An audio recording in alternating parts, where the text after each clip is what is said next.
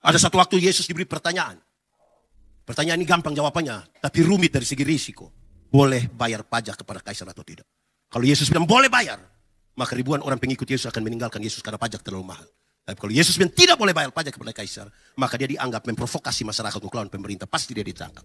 Yesus bilang, berikanlah kepadaku koin untuk pembayaran pajak. Gambaran tulisan siapa ini? Kaisar. Berikan kepada kaisar apa yang wajib kamu berikan pada kaisar. Tapi berikan pada Tuhan apa yang wajib kamu berikan pada Tuhan. Itu bukan soal perpuluhan, bukan soal uang. Gambaran tulisan siapa? Kaisar. Karena ada kaisar pemuka di situ, kasih dia. Tapi Alkitab mengatakan kamu adalah gambar dan tulisan Allah. Berikan uangmu pada kaisar, tapi berikan dirimu pada Tuhan dan bukan uang.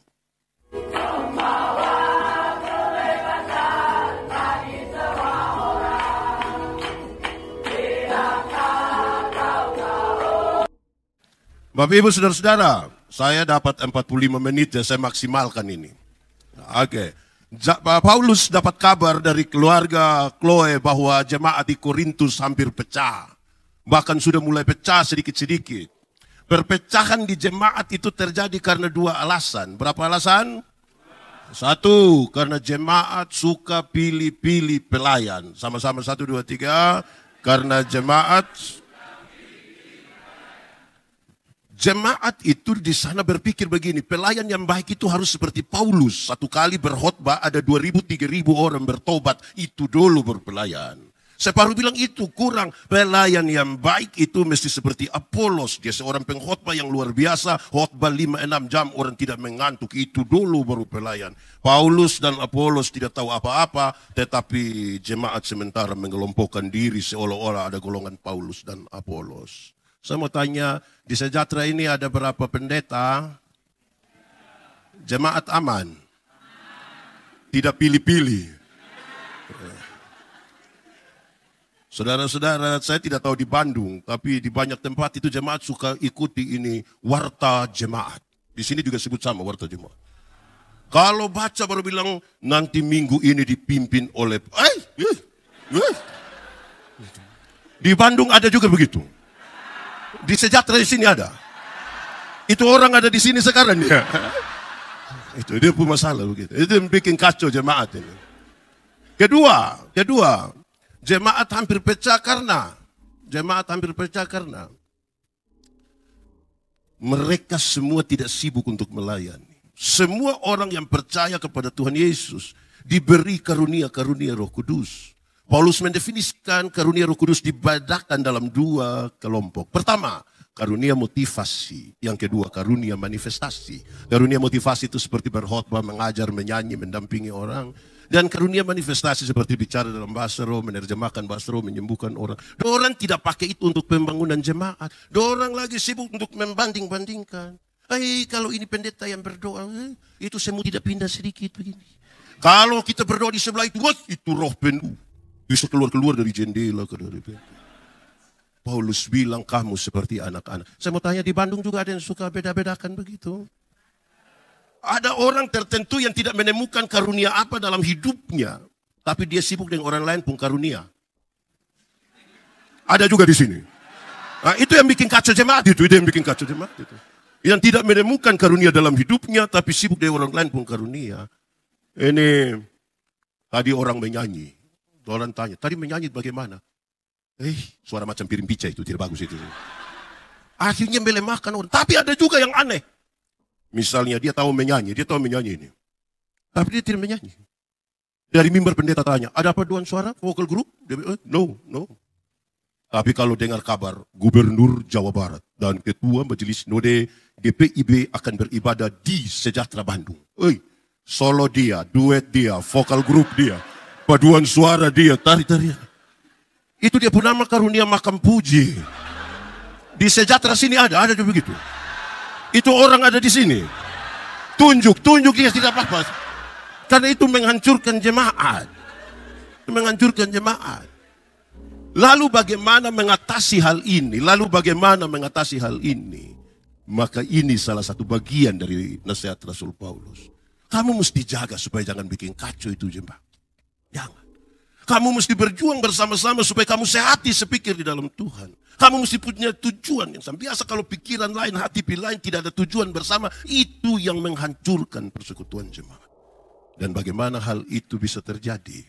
Hal itu bisa terjadi. Mari kita fokus pada satu kata ini. Kasih. Sama-sama. 1, 2, 3. Saudara, hukum Taurat itu ada 10. Ada berapa? Dari 10 dijabarkan jadi 613 pasal. Berapa? Dari 613 pasal masih ada ribuan peraturan hidup setiap hari. Dan dari ribuan itu, Tuhan Yesus simpulkan dia dalam 2 kalimat. Mengasihi Tuhan dan mengasihi. Dari 2 kalimat itu Tuhan simpulkan dia tinggal satu kata yang ada sekolah minggu suka menyanyi. K-A-S-I. K-A-S-I. Apa? Kasih, kasih, kasih. Kasih, kasih. Kasih itu apa? Kasih itu.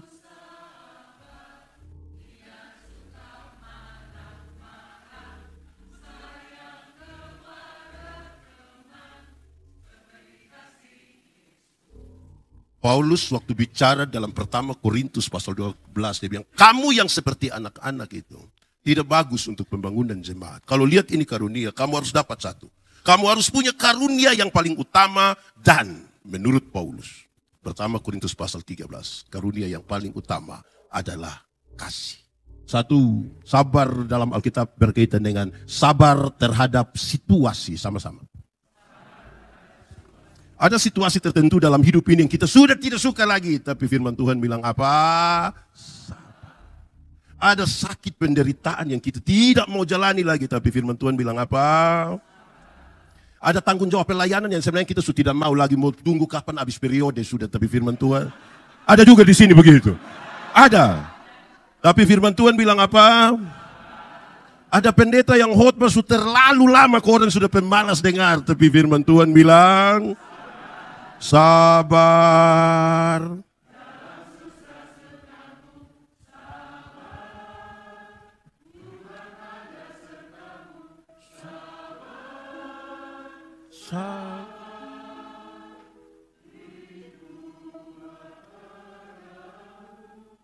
Makin menuju akhir ini makin hilang.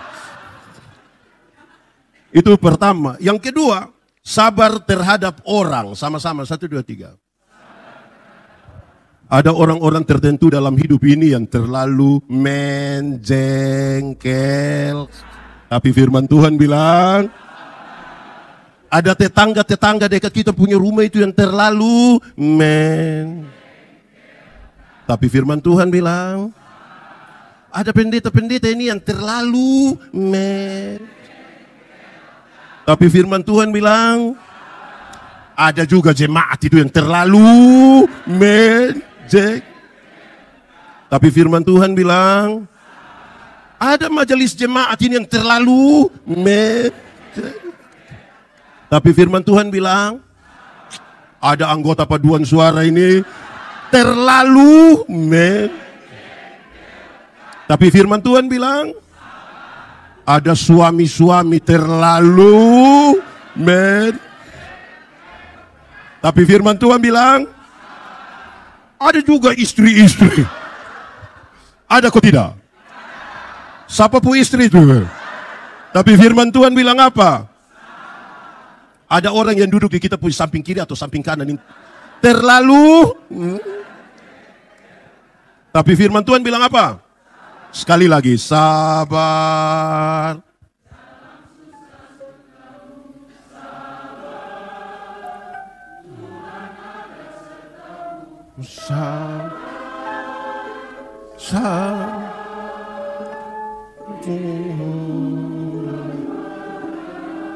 Jadi kalau orang ada kasih itu begitu. Sekarang kita omong dulu pengertiannya. Ikut yang saya bilang. Kasih ialah kebaikan. Tidak terpatahkan oleh apapun. Tidak akan berubah menjadi kebencian. Ulang. Kasih ialah kebaikan. Tidak terpatahkan oleh apapun. Tidak akan berubah menjadi kebencian. Rujukannya begini, karena begitu besar kasih Allah akan dunia ini. Apakah Tuhan Allah mengasihi dunia? Lalu apakah dunia mengasihi Tuhan Allah? Lalu apakah karena dunia tidak mengasihi Tuhan Allah berhenti mengasihi dunia? Apakah Tuhan Allah membenci dunia? Saudara lihat sekarang, kasih tidak terpatahkan. Sama-sama, 1, 2, 3. Kasih tau kawan di sebelah, 1, 2, 3. Kasih tidak terbatas. Supaya tidak boleh ada sesama jemaat. Tidak boleh ada sesama jemaat yang begini. Pak Pendeta, saya terlalu hargai Pak Pendeta. Saya terlalu hargai. Tapi setelah saya tahu Pak Pendeta punya sifat asli macam begini. Maaf. Itu bukan kasih. Ego.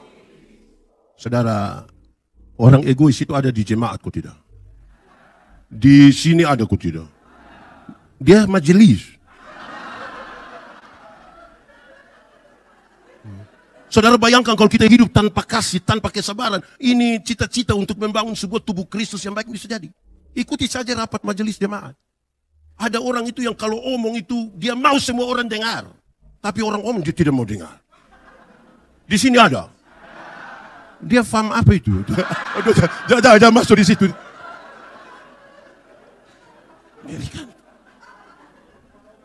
Ada yang dia bertanya begitu rupa sampai jawab kembali dia pun pertanyaan. Ada juga di sejahtera. Oh itu tidak sejahtera itu kalau begitu. Ada yang usul semua program dia usul. Pelaksanaan program dia tidak datang. Ada juga. Ada yang pas pelaksanaan program dia tidak ada. Pas makan. Ada juga. Ada di sini. Anggota paduan suara dia. Oh bukan. Anda bisa bayang. Ada yang dia setuju semua program. Ada yang setuju semua program. Tapi saudara jangan coba-coba minta persembahan atau sumbangan untuk itu. Oh itu orang pusat kikir tidak ada dua. Wih ngiri itu. Saya kikir kalau pakai bahasa di sini bilang apa? Di sini ada orang pelit. Ada ikut ibadah. Dia pakai rantai salib. Mengirikan itu. Saudara bayangkan kalau kondisi persekutuan ada orang-orang begitu dan kalau kasih tidak ada pada kita. Kasih tidak ada pada kita. Oh berbahaya sekali toh. Kita hidup dalam kemunafi. Pura-pura. Ingat, tidak semua senyum tulus. Bahkan dalam sebuah persekutuan. Saya datang, saya bilang, shalom. Orang bilang, shalom. Saya selewat baru saya paru. Saya khotbah di banyak bank di Indonesia. Saya bilang, ini ibu-ibu yang kerja di bank ini. Cantik-cantik semua. Mau lihat jauh atau lihat dekat tetap cantik. Dorang pakai pakaian bagus-bagus lagi. Kerja di ruangan tertata rapi lagi, ber-AC lagi. Wih, kita pergi ke bank ini macam tidak mau pulang. Macam mau lihat-lihat dorang terus begini. Kita baru naik tangga terakhir dengan santun sekali dorang bilang begini. Selamat siang. Ada yang bisa kami bantu? Terus saya tanya dorang, ibu-ibu. Siapa di antara ibu-ibu yang bangun pagi lihat suami pas bangun terus dia bilang, selamat pagi. Ada yang bisa kami bantu? Jadi yang kelihatan baik itu belum tentu dari hati yang tulus. Amin kok? Amin kok tidak? Nah karena itu dibutuhkan kasih itu. Jemaat saya bilang pada saudara. Hari ini. Kalau saudara bertanya kepada Tuhan Yesus. Tuhan Yesus. Seperti apakah engkau mengasihi aku? Tuhan Yesus tidak jawab. Dia tidak jawab. Hari ini saudara tanya. Yesus seperti apakah engkau mengasihi aku? Dia tidak jawab. Tapi dia merentangkan tangannya di kayu salib. Dan mati bagi saudara dan saya. Penuh pengorbanan bahkan bagi orang yang menyakiti hati. Itu kasih. Kasih bukan kata-kata. Sekarang menjadi serius bagi kita saudara. Yang paling bisa mengkonfirmasi tentang kasih yang tidak terpatahkan. Itu ibu-ibu. Ibu-ibu yang paling bisa mengkonfirmasi itu. Saya mau tanya ibu-ibu dulu. Ibu-ibu. Di sini tidak ada ibu-ibu. Ini SMP semua ini. Ibu-ibu. Melahirkan itu sakit atau tidak? Terlalu sakit. Mau melahirkan normal atau abnormal tetap sakit. Sesar itu abnormal ibu.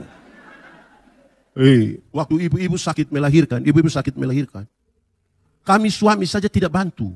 Ibu sakit di dalam sana, kami suami di luar taruh tangan di kepala baru bilang, Yesus. Sudah tidak tolong lagi. Bahwa kami bayangkan kira-kira ini anak punya muka mau ikut siapa yang paling sakit kan? Kasih tahu kita punya anak-anak. Kasih tahu anak-anak termasuk yang menari-menari tadi itu. Kasih tahu dorang. Waktu dorang baru lahir. Dorang punya jam tidur. Orang tua punya jam bangun. Betul? Orang tua punya jam tidur. Anak-anak punya jam bangun. Betul? Banyak orang tua tidak tidur karena anak-anak mereka. Jam 3 pagi masih ada orang tua gendong-gendong dia anak begini. Amin? Sudah dalam keadaan sempoyongan tidak bisa tidur lagi. Seringkali ibu-ibu dipaksa lagi menjadi penyanyi. Makanya ibu-ibu punya lagu itu seringkali tidak bisa dipertanggungjawabkan. Kalau tidak bobo gigi. Padahal justru kalau anak bobo itu baru nyamuk gigit. Kalau anak ada lari-lari, nyamuk mana mau gigit. Tapi sudah tidur. Sabar dulu. 45 menit dong angka-angka. Dengar, saudara. Anak-anak, termasuk kita pernah jadi anak-anak toh. Tidak ada orang lahir langsung bisa bicara. Betul? Atau siapa punya anak yang lahir dari lahir langsung bilang, yes. Ada tidak? Orang tua ajar dorang bicara satu-satu suku kata. Ma, pa. Setelah dorang lancar bicara, sudah SMA, sudah kuliah, ada suka bicara dengan orang tua? Ada suka bicara dengan orang tua? Lebih suka bicara dengan siapa?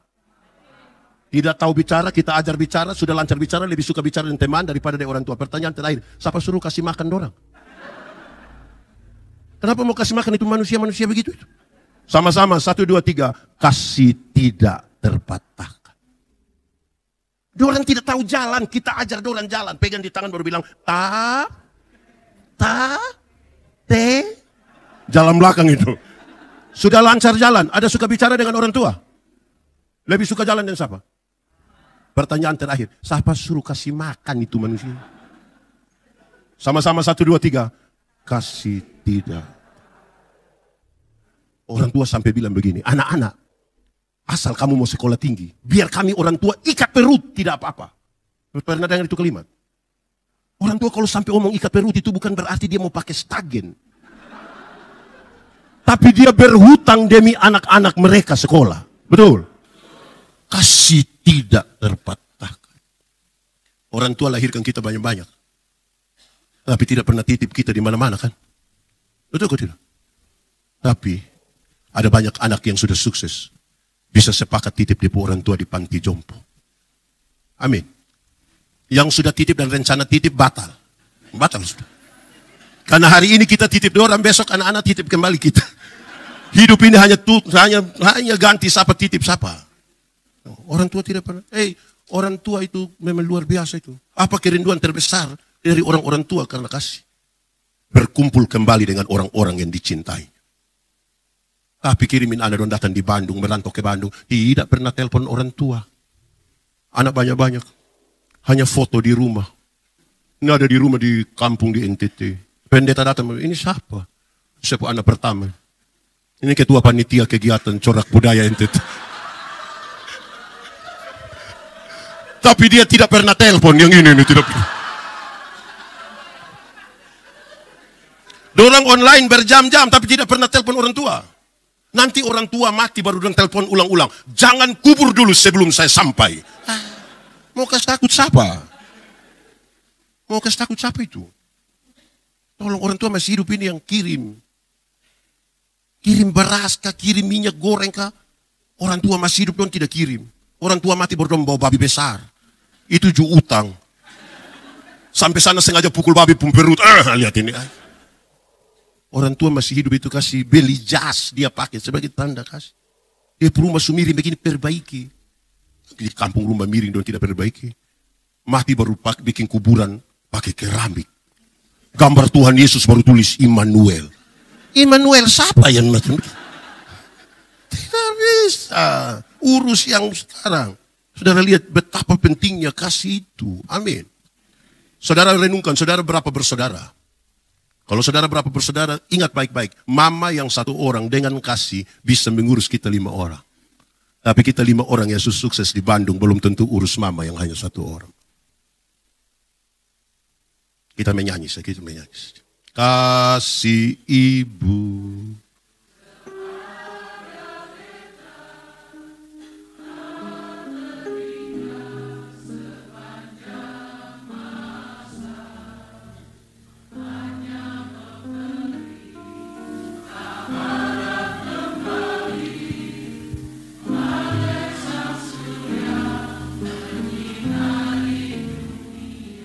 Coba kita ulang menyanyi ini lagu sambil bayangkan mama mantu punya muka. Kasih kepada siapa? Mau sampai kapan?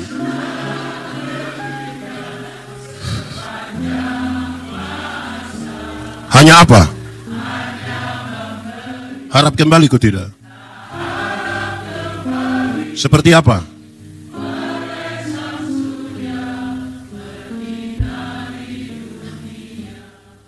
Begini baru sedih-sedih. Yang orang tua hidup dan tidak urus. Itu kasih, itu begitu. Lalu bagaimana mengelola ini jemaat? Bagaimana mengelola? Kamu harus punya satu pikiran, perasaan, dan tujuan yang sama. Seperti Kristus. Bagaimana punya pikiran, perasaan, tujuan yang sama seperti Kristus? Hanya ada satu kata, yaitu menyatu. Menyatu dengan Kristus. Kalau tidak menyatu dengan Kristus, bagaimana punya pikiran, perasaan, dan tujuan seperti Kristus? Persekutuan jemaat, termasuk jemaat di sejahtera, harus berani mengatakan, pendeta punya hubungan dengan Kristus, datang dalam hubungan dalam persekutuan. Majelis jemaat, masing-masing pribadi sudah punya hubungan dengan Kristus, datang pada persekutuan. Anggota paduan suara, masing-masing pribadi hubungan dengan Kristus, baru datang. Saudara tidak boleh tidak punya hubungan pribadi dengan Kristus, tapi mau datang pada persekutuan. Itu menghancurkan persekutuan. Ada orang dalam jemaat yang sedikit-sedikit tersinggung. Sedikit-sedikit tersinggung. Sedikit-sedikit tersinggung. Tersinggung kok sedikit-sedikit. Sedikit-sedikit mau keluar, mau bikin gereja sendiri di muka situ. Itu karena tidak menyatu dengan Kristus. Amin kok. Menyatu dengan Kristus.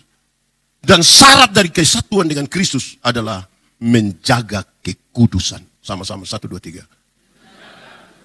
Kasih tau kawan di sebelah, 1, 2, 3. Kenapa? Tuhan yang kita sembah itu Tuhan yang kudus. Dia yang kudus suci itu tidak dapat menyatu dengan yang tidak kudus. Tanggalkanlah kasutmu sebab tempat di mana engkau berdiri itu, kalau kudus itu kita sebut terang, tidak kudus kita sebut gelap. Yang terang tidak dapat bersatu dengan yang. Saya mau tanya dulu, kalau kita di terang bisa lihat orang di gelap? Kita di terang bisa lihat orang di gelap? Orang di gelap bisa lihat kita di terang? Lalu kenapa kadang-kadang orang sudah diterang dia kembali ke gelap?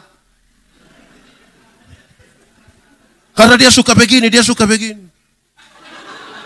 Ini dia pun nama apa ini? Bahasa Kupang bilang maloi. Orang Manado bilang bahoba. Orang Sunda bilang? Kalau sebegini tidak lama dia bilang. Di sini ada yang suka mengintip. Ada di sini dia. Ada duduk dekat kita. Kuti dia pujari itu. Menjaga kekudusan. Kalau saudara tidak mampu menjaga kekudusan, saudara tidak mampu menjaga kekudusan, kita hanya sekedar aktivis. Aktivis pelayanan. Pendeta Yandi khotbah tiap hari menyatu dengan Tuhan, belum tentu. Kalau tidak menjaga kekudusan. Ini pemain musik dan terlalu bagus. Tepuk tangan dulu. Menyatu dengan Tuhan, belum tentu. Itu yang urus itu alat-alat di belakang tuh. Tiap hari melayani. Kita belum datang dan sudah datang. Kita sebulan dan belum pulang. Hanya urus itu. Menyatu dengan Tuhan. Belum tentu. Saya punya tim satu waktu datang bilang saya, Pendeta Yandi. Saya tiap hari melayani. Tapi saya tidak merasa kosong. Ya saya mengerti engkau punya kekosongan. Kenapa? Karena engkau datang siap alat. Engkau datang siap ini. Engkau tidak khotbah. Tidak dengar khotbah. Engkau mau lari. Pas habis engkau datang. Bagaimana engkau bisa menyatu dengan Tuhan. Memahami apa yang Tuhan. Dan itu saudara-saudara. Kesatuan dan Tuhan lebih penting. Ini paduan suara menyanyi tiap minggu. Sudah diam-diam, sudah tidak usah ngomong. Tidak, saya kasih tahu supaya kita. Karena apa? Dengar teorinya. Makin dekat seseorang dengan Tuhan, makin dekat dia dengan orang-orang yang ada di sekitarnya. Amin. Sekarang pengelolaannya lebih sekarang. Kasih. Mengasihi Tuhan itu kaitannya begini. Kenapa orang mengasihi Tuhan? Karena dia tahu dia berasal dari mana. Kamu tinggal dalam dunia, tapi tidak dari dunia. Kamu berasal dari Tuhan. Kenapa saya mengasihi orang lain? Sudah mengasihi Tuhan. Betul? Sekarang saya mengasihi orang lain. Kenapa saya mengasihi orang lain? Karena saya percaya pada diri orang lain ada gambar dan rupa Allah. Karena itu saya mengasihi seseorang. Karena pada dirinya ada gambar dan rupa Allah. Lalu di mana saya? Saya mau tanya. Kita lebih mengasihi diri atau lebih mengasihi orang lain? Lebih mengasihi diri atau lebih mengasihi orang lain? Diri. Alkitab juga bilang begitu. Kasihilah sesama seperti engkau mengasihi.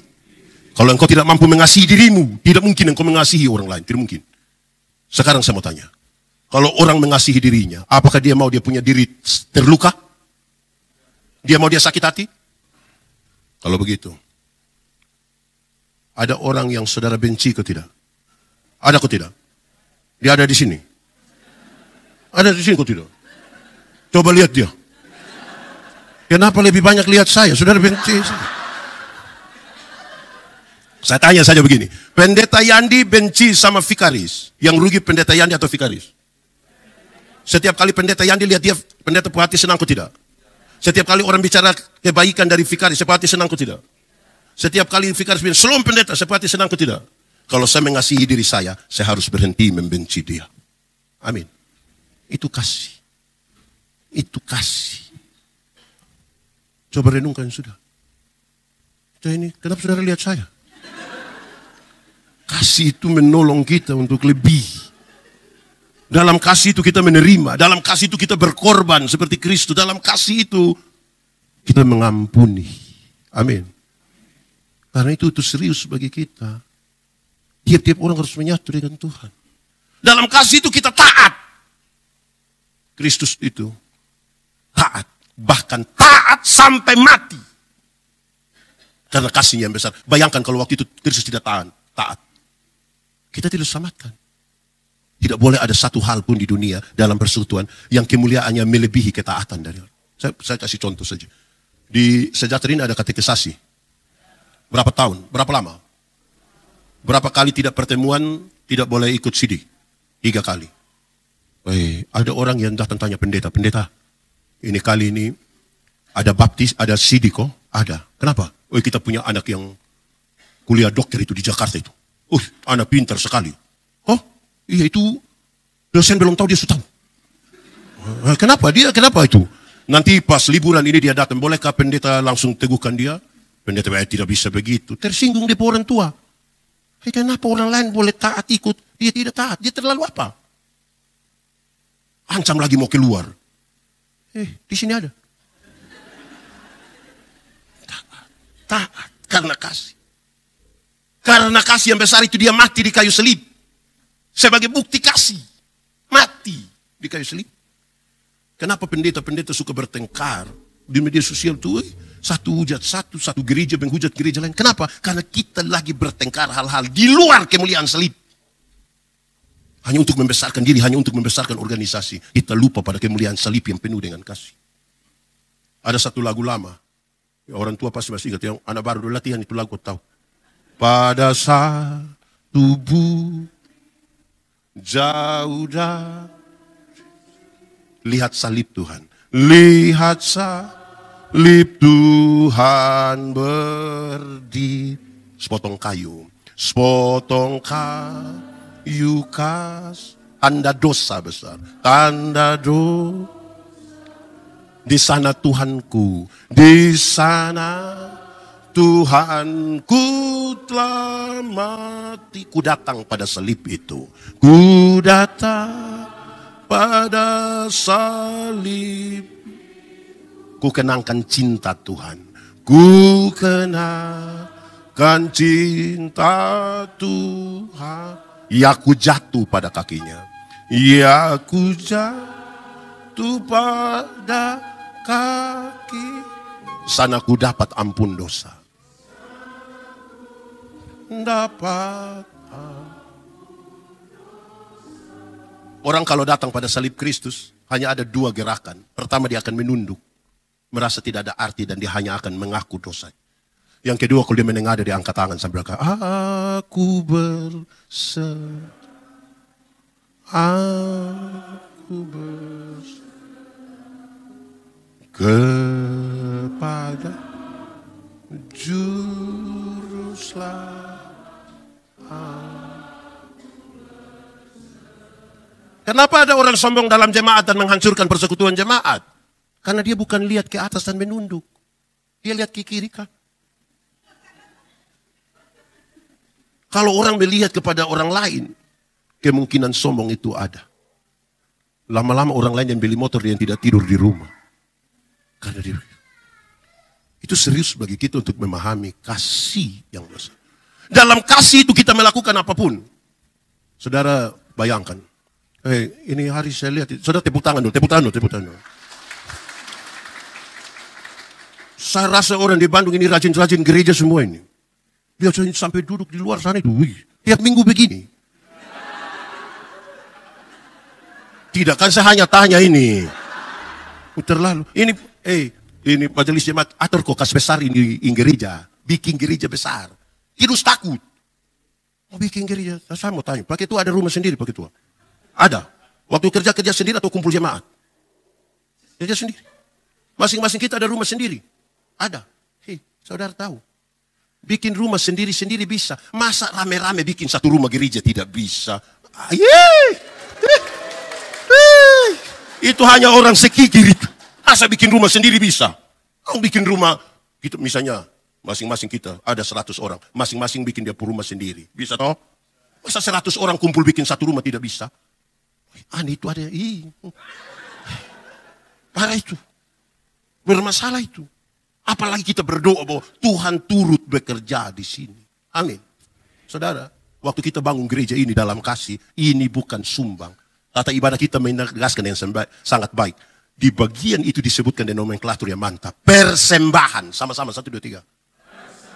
Kata dasarnya, sembah. Bukan sumbang. Tidak ada orang lebih kaya dari Tuhan kalau datang sumbang ke Tuhan. Sembah. Dalam penyembahan itu kita berikan yang terbaik. Uji itu Tuhan. Kita ini aduh. Saya ingat saya ada pelayanan di Kota Mubago atau di Gorontalo. Tunggu ini sumiring. Ini ada anak-anak kecil ikut jemput. Mungkin 7 tahun, 8 tahun. Pas makan siang saya bilang, adek, libur hari ini, dia bilang tidak pendeta. Lalu saya izin. Izin untuk apa? Ikut jemput pendeta. Aduh sayang, terima kasih ya, terima kasih. Adek besar mau jadi apa? Mau jadi pendeta. Aduh mantap. Adek pendeta mau kasih. Kalau adek mau jadi orang kaya, jangan jadi pendeta. Jadi pengusaha. Pendeta-pendeta itu hidup oleh Tuhan melalui persembahan jemaat. Kalau persembahan jemaat dalam rupa uang, itu uang yang gambar proklamator yang warna merah itu jarang ke gereja. Yang paling banyak masuk itu yang Patimura. Pejuang. Kenapa Patimura pegang di pedang begini? Karena ada yang ramas-ramas. Hampir patah itu pedang Patimura. Tapi yang saya mau bilang, bukan sebentar kasih uang. Saya tidak ada urusan saudara persembahan. Saya mau bilang, penyertaan Tuhan sempurna bagi hamba-hambanya. Sempurna. Dan takut. Kita ini yang kita punya ketakutan lebih besar dari itu uang. Dan takut untuk membangun bersama. Tidak ada jasa kita bagi Tuhan. Tidak ada. Dalam kasih yang besar. Bayangkan kalau Tuhan itu dia punya jasa buat kita. Saya kasih contoh. Anggap saja saya dan Vikaris Income 2 tidak kenal. Anggap saya ini. Income 2 tidak kenalin. Terus saya dapat dia pun nomor ini. Saya telepon dia. Vikaris, sebentar malam jam 12 ketemu saya di depan rumah jabatan wali kota Bandung. Kira-kira dia mau atau tidak? Tidak mau. Dia ada ayam 1 di rumah ini. Saya pergi dia ke rumah. Kira-kira dia kasih saya itu ayam atau tidak? Tidak. Saya ganti pertanyaannya.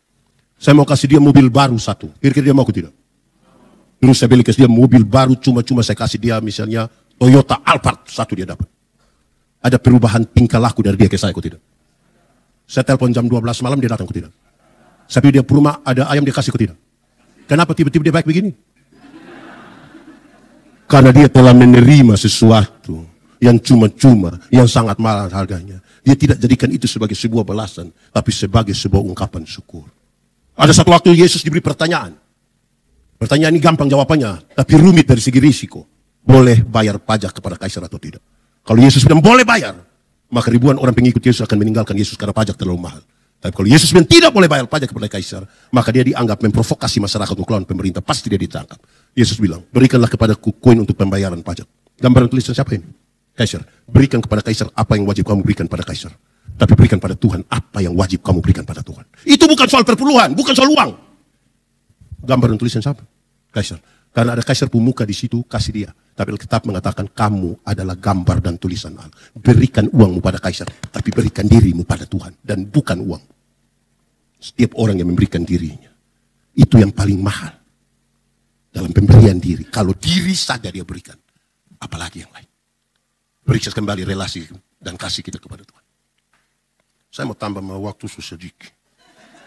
Sudah. Orang Timur hari ini pakai adat ini dengan kata bahasa Dawan, bahasa Timur. Lais menekat, sama-sama. Ini menarik tentang kasih. Dalam bahasa orang Timur, tadi ada tertulis di tata ibadah. Sesama manusia disebut dengan kalimat, dengan kata aukbian. Onbian, badan sebelah. Kalau saya kanan, dia kiri. Kalau saya kiri, dia kanan. Dia bicara tentang kesatuan. Tidak ada orang yang membenci tangan kirinya. Tidak ada tangan yang lain yang tidak suka pada tangan yang lain. Dia selalu kemana-mana. Saudara, saya pimpin satu acara besar. Ada ribuan orang hadir. Tiba-tiba ada satu kesaksian. Ini kesaksian ini menarik. Ada satu ibu bilang begini. Dia pada waktu tidur itu, tidak tidur itu malaikat bawa dia pergi surga. Saya bilang, wih mantap. Surga itu bagus. Memang bagus. Terus dia jalan-jalan, dia lihat di pojok begini ada ruangan. Waktu dia lihat begini, wah, itu ruangan penuh dengan mulut-mulut. Penuh dengan, jadi dia tanya malaikat, kenapa itu ruangan penuh dengan mulut-mulut? Terus malaikat jawab, oh itu mulutnya pendeta-pendeta. Kenapa mulut pendeta? Pendeta-pendeta itu khotbah bagus, jadi dia pun mulut sesurga, kaki tangan ada di neraka. Oh, saya tersinggung itu. Pas bagian mau khotbah, saya bilang, ibu, kita dua selesaikan yang tadi. Kita dua selesaikan itu. Saya bilang begini, ibu tahu pisau. Dia bilang tahu pendeta. Coba ambil pisau, potong ibu pun jari. Setelah dia luka sudah berdarah, coba ibu bilang itu jari. Bilang, rasa kau. Bisa begitu? Dia bilang tidak. Nah itu. Alkitab mengatakan, kepala gereja dari Kristus, kita adalah anggota-anggota dari satu tubuh. Mata karena dia mata, dia tidak lebih penting dari telinga. Kaki tidak lebih penting dari tangan. Kita semua satu. Siapa yang malam-malam perut sakit mau ke WC, kaki bilang di perut. Pergi sendiri. Sama-sama. Alkitab bilang, kalau tangan terluka, mata menangis. Dan kalau mata menangis, tangan melap. Sudah penting, saudara. Jadi saya bilang, ibu, jadi kita ini kesatuan. Kalau mau masuk surga, mulut, kaki, tangan, perut itu masuk semua. Masa mulut di sana, kaki di sana. Ini ajaran sesat ini. Bicara tentang kesatuan. Karena itu, kasih itu menyatukan. Dan saya iri sudah khotbah. Dalam kasih itu, kita mengelola perbedaan. Siapa tidak mencintai perbedaan, tidak pantas tinggal di dunia. Karena fakta kosmis menunjukkan segala sesuatu yang ada di dunia ini berbeda. Amin. Ada atas ada? Ada kanan ada? Ada panas ada? Ada hitam ada? Itu pasang nikah. Satu laki-laki yang dia mempelai laki-laki itu umur 64 tahun. Yang perempuan umur 20 tahun. Ngeri itu. Saya tahu jemaat yang datang itu don bicara tentang beda usia yang sangat signifikan. Beda berapa tahun? Dalam khotbah saya bilang begini, dalam sebuah pernikahan beda usia tidak penting. Yang lebih penting adalah mereka harus beda jenis kelamin. Itu penting itu. Untuk apa sama-sama umur 30 tapi laki-laki semua? Itu pakai bahasa kupa, domba korek. Amin.